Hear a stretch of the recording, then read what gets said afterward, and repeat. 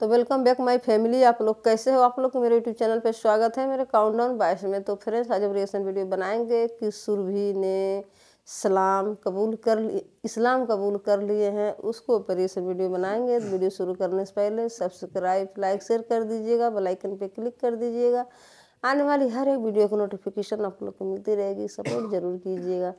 तो देखते हैं इस्लाम कबूल कर ली है सुरभि नाम की लड़की जो है। तो वीडियो स्टार्ट करते हैं, वीडियो देखने पर पता चलेगा। पहली बात तो ये कि हम सिनफ़े नाजुक होती हैं, लेकिन सिर्फ दिखने में। असल में हम लोग मर्दों से भी ज़्यादा मजबूत होती हैं। अगर हम कुछ करना चाहें तो हम बहुत कुछ बड़ा भी कर सकते हैं अपनी कौम के लिए या किसी चीज़ के लिए, किसी के भी लिए। और दूसरा ये कि इस कदम को उठाते वक्त एक मेरे दिल में भी डर और खौफ था कि मैं अकेली इस राह पर कैसे चल सकती हूँ। मगर मैंने देखा मेरे साथ कोई नहीं तो मेरा अल्लाह है। मेरी जो रुकावटें थी वो आसानियों में बदलती गई और आहिस्ता आहिस्ता मेरा डर ख़त्म होता गया और मेरा ईमान जो है वो बढ़ता गया। और अब जो डर था वो ख़त्म हो गया और इंशाल्लाह अब मैं इस रास्ते पर इस तरह से चल रही हूँ कि अब मैं इससे पीछे नहीं जा सकती। बात तो ये कि हम सिनफ़े नाजुक होती हैं, लेकिन सिर्फ दिखने में। असल में हम लोग मर्दों से भी ज़्यादा मजबूत होती हैं। अगर हम कुछ करना चाहें तो हम बहुत कुछ बड़ा भी कर सकते हैं अपनी कौम के लिए या किसी चीज़ के लिए, किसी के भी लिए।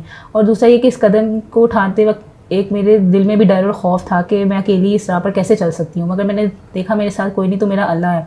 मेरी जो रुकावटें थी वो आसानियों में बदलती गई और आहिस्ता आहिस्ता मेरा डर ख़त्म होता गया और मेरा ईमान जो है वो बढ़ता गया।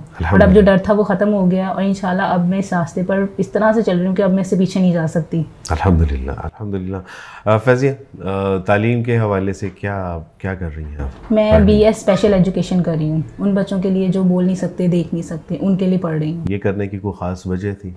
मैं यही करना चाहती इसीलिए क्योंकि मैं उन बच्चों को आगे से सर्व कर सकूं, पढ़ के उनको इनके लिए कौम के लिए सर्व कर सकूं, उनको पढ़ा सकूं आगे से, ताकि मेरी तालीम ज़ाया ना जाए।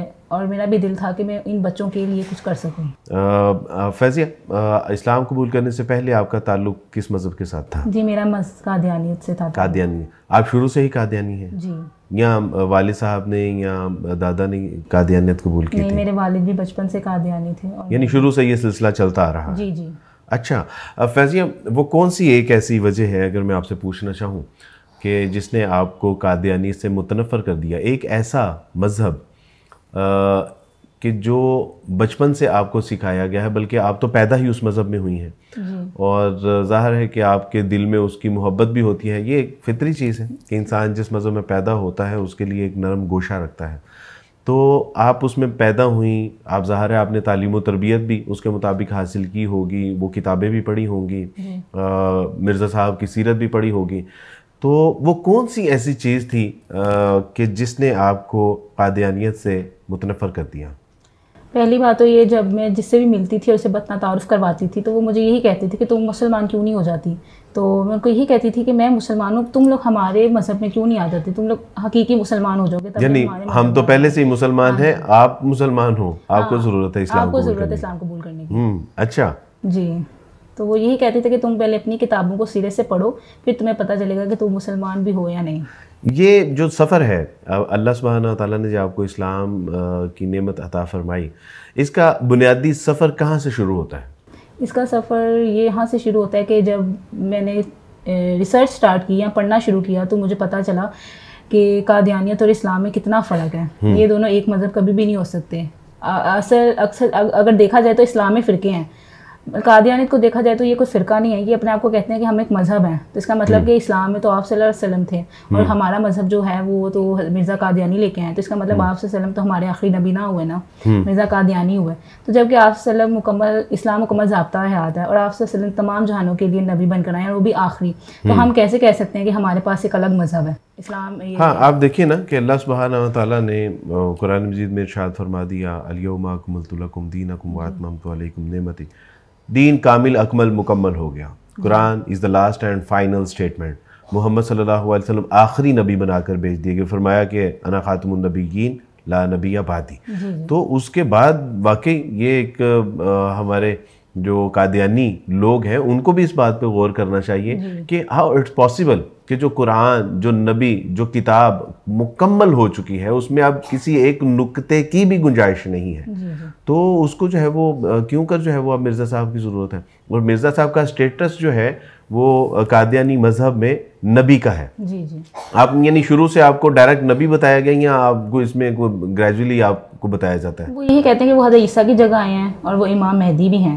और फिर वो उन्होंने नबी होने का भी यानी कहा। पहले उन्होंने कहा कि वो इमाम मेहदी है, फिर ईसा है, फिर मैं याकूब, मैं मरियम, मैं इसहाक, मैं सब में, फिर एंड पर मैं आप सल्लल्लाहु अलैहि वसल्लम भी मैं, और फिर क्लेम है कि मैं मोहम्मद सल्लल्लाहु अलैहि वसल्लम से भी बेहतर हूँ, बल्कि मैं उनसे भी बेहतर हूँ। यानी ये वो चीज़ें हैं कि जिन्होंने आपको कादियानियत से मुतनफ़र किया। और दूसरी ये भी चीज़ है कि जब वो अपने खुतबात में बोलते हैं, हमारे प्रेजेंट खलीफा जो थे पहले मेरे, वो कहते थे कि इस अहमदिया जो है, जमात अहमदिया हकीकी इस्लाम है। तो मैं कहती थी कि ये हकीकी इस्लाम है, तो जो आप सल्लल्लाहु अलैहि वसल्लम इस्लाम लाए वो कौन सा इस्लाम है? अच्छा। तो ये मैं कहती थी कि तो शिरक है जो हम करते हैं कि जमात अहमदिया हकीकी इस्लाम है, तो जो आप सल्लल्लाहु अलैहि वसल्लम इस्लाम लाए थे इसका मतलब वो हकीकी ना हुआ।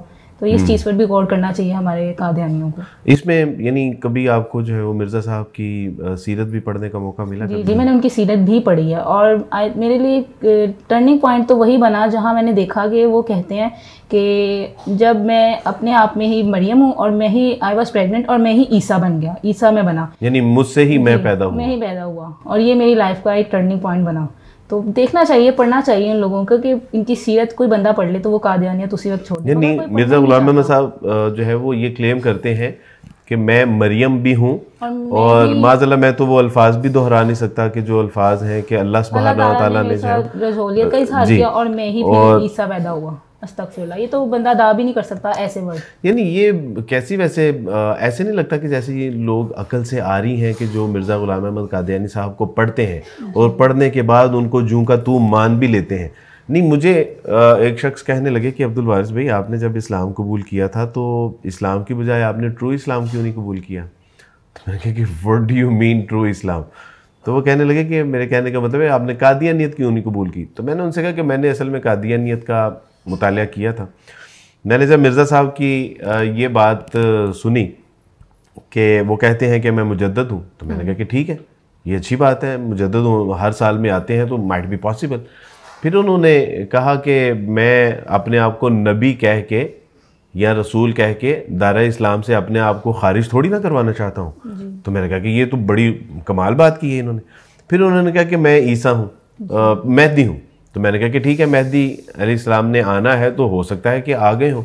फिर उन्होंने कहा कि नहीं मैं ईसा हूँ। फिर उन्होंने कहा कि नहीं मैं मरियम हूँ। फिर उन्होंने कहा कि मैं जो है मोहम्मद हूँ और मैं मोहम्मद से भी बेहतर हूँ। तो मुझे लगा कि he is the patient of schizophrenia, क्योंकि शिज़ोफ्रेनिया में जो इंसान को दिखाई देता है असल में वो होता नहीं। तो उनको ये लगता था कि मैं ये हूँ। आप कादियानी से मुतनफ़र थी, आपने बचपन में जो है वो कुछ स्कूल के लोगों से आपका वास्ता पड़ा, यूनिवर्सिटी में कॉलेज में भी वास्ता पड़ा होगा, आपने फिर जो है वो अपने मज़हब को पढ़ने की कोशिश की, तो वो ठीक है।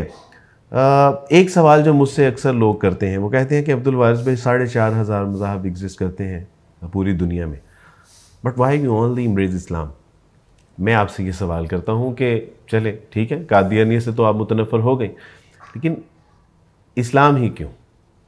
इस्लाम इसलिए क्योंकि इस्लाम का एक मुकम्मल ज़ाब्ता हयात है और आप सल्लल्लाहु अलैहि वसल्लम को तमाम जहानों के लिए रहमत बनाकर भेजा है और आखिरी नबी भी वही हैं। तो क्यों ना हम इस्लाम के बारे में पढ़ें। अब दूसरे मज़ाहब का तो इस्लाम से दूर दूर तक कोई ताल्लुक नहीं है। जो इस्लाम है वो ये मुकम्मल ज़ाब्ता हयात है। बाकी देखा जाए तो वो मुकम्मल ज़ाब्ता हयात कभी भी नहीं हो सकते। बिल्कुल ऐसी आप बस कुरान पढ़ लें तो आप ऑटोमेटिकली इस्लाम में दाखिल हो जाएंगे। अल्हम्दुलिल्लाह। तो वो मैं आपसे अगर ये पूछना चाहूँ कि इस्लाम की जो खूबियाँ हैं वो कौन से ऐसे औसाफ हैं, इस्लाम के वो कौन से ऐसे कमालात हैं, हुस्न व जमाल हैं कि जिसने इस्लाम के करीब कर दिया आपको। ज़ाहिर है आपने इस्लाम को पहले पढ़ी होगा ना, उसके बगैर तो आप कबूल करने से कासिर ही नहीं होंगी। तो वो कौन सी ऐसी चीज़ थी कि जिसने इस्लाम के करीब तर कर दिया आपको? इस्लाम में आने के लिए जब मैंने सोचा कि मैंने इस्लाम कबूल करना है, तो मैंने बहुत से सहाबियात के वाक़यात को देखा कि जब उन्होंने इस्लाम कबूल किया तो उनके साथ क्या हुआ, किस तरह उन्हें मुश्किलात पेश आईं और ऐसा क्या था जो उन्होंने इस्लाम कबूल किया। तो तब जब मैं उनके वाक़यात पढ़ती थी कि जब वो घरों से निकलते थे, हज़रत मुस्अब बिन उमैर जो थे, जब वो घर से निकले थे तो उनकी वालिदा ने उनके बदन से कपड़े भी ले लिए थे कि तुम मुझे ये दो, ये तो मेरे कपड़े हैं, जब तुम जा रहे हो इस्लाम कबूल करने तो तुम ऐसे ही जाओ। तो जो हज़रत सुमैया थी, जब उन्होंने इस्लाम कबूल किया उनको कितनी मुश्किलात आई, वो शहीद हो गई उसके बाद। तो देखा जाए तो बहुत से वाक़यात हैं। आप पढ़ने वाले बने, आप लोग पढ़ें तो आप लोगों को खुद ही समझ आ जाएगा कि इस्लाम कैसा मजहब है कि उसके लिए हर तरह की कुर्बानी दी जा सकती है। बिल्कुल, वो एक लॉजिकल है, सीधा सीधा मजहब है। अगर आप पढ़ना चाहें इसमें कुछ दुश्वारी कोई मुश्किल नहीं है, दीन मुश्किल बिल्कुल भी नहीं है। रसूलुल्लाह सल्लल्लाहु अलैहि वसल्लम की हदीस है कि इन्ना दीना युसरा, दीन तो आसान है, मुश्किल तो हम लोगों ने बनाया होगा। हमने बनाया हुआ है। फैज़िया, यू नो कि इस्लाम कबूल कर लिया है आपने, और इस्लाम कबूल करने के बाद माँ बाप, बहन भाई, रिश्तेदार, वो गली मोहल्ले, सहेली सखियाँ सब छूट जाएगा, इस बात का अंदाज़ा है? जी जी बिल्कुल, मैं जानती हूँ इस बारे में। बस यही कहती हूँ कि मैं बस सब्र करूँ, इंशाल्लाह मेरे माँ बाप को भी हिदायत मिलेगी और मुझे मेरे सब्र का फल भी मिलेगा। मैं उनके लिए दुआ कर सकती हूँ कि अल्लाह उन्हें भी हिदायत का रास्ता दे। और मैं चाहती हूँ कि वो पढ़ें, वो सब कुछ पढ़ें जिनसे उनके शक व शुबहात दूर हों, जो मैंने पढ़ा है। बस मैं चाहती हूँ एक बार वो बस पढ़ें, फिर उन्हें सब समझ आ जाएगा कि हमारी बेटी ने इतना बड़ा कदम क्यों उठाया। मैं चाहती हूँ कि मेरे इस कदम को देखकर ही वो इस सोच में जाएं कि हमारी बेटी ने अगर उठाया तो इसमें कुछ ना कुछ तो दुरुस्त होगा ना, हम देखें, जिससे हमें उम्मीद नहीं थी कि वो इतना बड़ा कदम उठाएगी। तो मैं चाहती हूँ कि वो भी इस चीज़ को देखें और पढ़ें। इस बात से अवेयर हैं कि आजमाइशें आएंगी? जी बिल्कुल आएंगी, मैं जानती हूँ तो आजमाइशें आएंगी। बस आजमाइशों को सब्र के साथ मुझे गुजारना है, क्योंकि आजमाइशें भी अल्लाह अपने उन बंदों को देता है जिसने उन्हें अपने करीब करना होता है। तो मैं समझती हूँ कि खुशकिस्मत हूँ कि मुझे मेरे अल्लाह ने अपने करीब किया है और मुझ पर आजमाइशें डाली हैं। बेशक हर मुश्किल के बाद आसानी है, तो इंशाल्लाह मेरे लिए भी आसानी होगी ज़रूर। अल्लाह सुब्हानहू व तआला से ज़िंदा कुरान, इन्नमल उसरी युसरा, मुश्किल तो एक है लेकिन आसानियाँ दो होंगी इंशाल्लाह, अल्लाह सुब्हानहू व तआला की तौफीक से। आपके ख़ानदान में कादियानी तंजीम के कोई ओहदा भी किसी के पास है? वैसे तो पूरे ख़ानदान में देखा जाए तो किसी ना किसी पास कोई ना कोई ओहदा तो होगा। मेरे जो चाचू हैं उनके पास भी कोई ना कोई ओहदा है। मेरा ख्याल है सेहत तो जिस्मानी का है, और जो मेरे चाचू का बेटा जो मेरे साथ ही रहता है उसको वो भी कायद बनने वाला है। अच्छा, हाँ जी, बहुत कह रहा था, बहुत ये कादियानियत में काफ़ी किस्म के चंदे हैं, करीब गालिबन 32-33 किस्म के तो हैं, तो आप वो चंदे वगैरह देते थे? चंदा देते हैं, हर मंथ देते हैं चंदा। कोई तजनीद का चंदा है, कोई सेहत जिस्मानी का चंदा है, शायद इस तरह के बहुत से चंदे, मुझे तो नाम भी नहीं आते, चंदे बहुत से हैं और हर घर से चंदा जाता है। तो यानी उसकी कोई यूटिलाइजेशन आप लोगों के ऊपर भी होती है या बस वो खलीफा साहब को ही जाता है? मुझे तो आज तक कोई यूटिलाइजेशन नहीं दिखी। यानी कभी आपकी किसी मुश्किल वक्त में उन्होंने आपके साथ जो है वो ताउन नहीं किया? ऐसा उनसे पूछा जाए ना घर वालों से तो वो तो कहेंगे ये तो बस अल्लाह की राह में जा रहा है, हम हमारे ऊपर क्यों खर्च होगा, हम तो दे रहे हैं ना, अल्लाह की राह में जा रहा है। उन्हें ये नहीं पता कि वो अल्लाह की राह में नहीं जा रहा, वो जिनके पास जा रहा है बस उन्हीं को लग रहा है, वही खा रहे हैं उसे, वो नहीं जानते इस चीज़ को। आप उम्मत मुस्लिमा को कबूल इस्लाम के बाद कोई पैगाम देना चाहेंगे? मैं उन्हें यही पैगाम देना चाहूँगी कि जिस दीन के ऊपर है ना वो बस उसी पर ही कायम रहें। वो बहुत खुशकिस्मत हैं कि वो इस्लाम के दीन पर पैदा हुए हैं, उन्हें तो ये नेमत मुफ्त में मिली है। हम जैसे उनसे पूछें जो ये इस्लाम कबूल करते हैं तो वो अपने कौन से रिश्ते, खूनी रिश्ते छोड़ कर आते हैं, कितनी उन्हें कुर्बानियाँ देनी पड़ती हैं, माँ बाप, बहन भाई, सारे रिश्ते छूट जाते हैं। बस अल्लाह से दुआ करें कि आप लोग जिधर हैं उधर ही रहें और बिल्कुल उससे मत भटकें प्लीज़। वो बहुत यानी वो अच्छा आपके कहने का मतलब है कि ये हक पे हैं और अल्लाह सुब्हानहू व तआला जो है वो हम सबको हक पे कायम दायम ही रखे। तो सच में बहुत अच्छा लगा फ्रेंड्स वीडियो देख के कि मतलब जो सुरभि नाम की लड़की थी तो ये इस्लाम कबूल करनी है, तो अपनी वाक़या बता रही हैं कि कैसे कैसे हुई थी इनके साथ, मतलब क्या क्या, मतलब इनको अच्छा लग रहा था। जिस ग्रुप में थी मतलब पढ़ रही थी तो सब लोग मुस्लिम थे, तभी उन्हीं के साथ रहती थी। तो उनका जो अच्छाई था, उनका अच्छाई देख के भी मुस्लिम बन गई हैं, सोचे हैं कि हम भी मुस्लिम बन जाएं। खुदा तो एक ही होता है, सब कुछ चलाने वाला एक ही है, तो उस विश्वास पे मुस्लिम बन गई हैं। तो सच में अच्छा लगता है, खुदा तो सच में एक ही है, कहने वाले तो हज़ारों नाम रख दिए हैं, तो है तो खुदा एक ही है। तो मुझे तो बहुत अच्छा लगा वीडियो फ्रेंड्स, तो आप लोग भी देखिएगा वीडियो तो आप लोग को भी बहुत अच्छा लगेगा। तो फ्रेंड्स सब्सक्राइब, लाइक, शेयर कर दीजिएगा, बेल आइकन पे क्लिक कर दीजिएगा, आने वाली हर एक वीडियो को नोटिफिकेशन आप लोग को मिलती रहेगी। सपोर्ट जरूर कीजिएगा। मिलते हैं नेक्स्ट वीडियो में। Bye bye friends. कमेंट करके ज़रूर बताइएगा आप लोग को वीडियो कैसा लगा।